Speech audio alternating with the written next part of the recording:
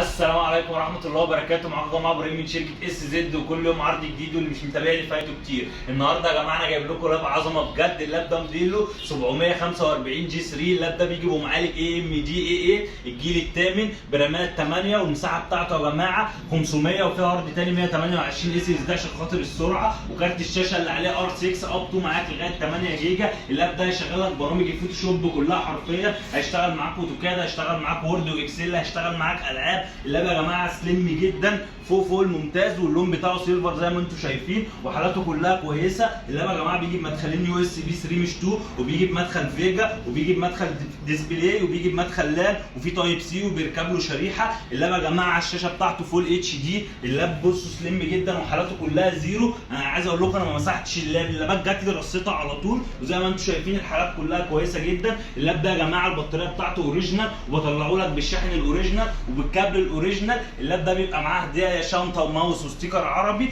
وفي شحن يا جماعه لجميع المحافظات، والشحن مجانا. الشحن علينا المره دي، والحالات كلها زي ما انتم شايفين حالات كلها زيرو. اي حد عايز اي حاجه يخش يكلمني. حالات كلها يا جماعه زي الفل زي ما انتم شايفين، كل الحالات كويسه جدا. اللاب ده غني عن التعريف اصلا. اللاب يا جماعه وزنه كيلو، وحاجه كويسه جدا، والشاشه بتاعته فول اتش دي زي ما انتم شايفين. حالات كلها كويسه، وعندي منه كميه ان شاء الله تكفي مصر كلها. اي حد عايز اي حاجه يخش يكلمني وانا عنيا ليكم. اللاب ده يا جماعه من شركه اس زد فقط، هيبقى عامل 5.5 بس، حتى نفاذ الكميه 5.5 يا جماعه. السعر ده مش هتلاقوه عند اي حد. اللاب مواصفاته كويسه جدا، واداؤه حلو قوي. اي حد عايز اي حاجه يخش يكلمني وانا عنيا ليكم. معاكم ابراهيم من شركه اس زد.